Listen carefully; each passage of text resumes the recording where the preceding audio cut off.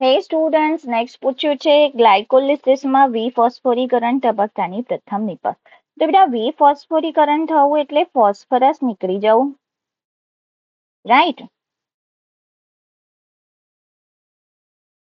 હવે ફોસ્ફરસ દૂર થાય ધેટ મીન્સ આ ફોસ્ફરસ કોને મળે? એડીપી ને.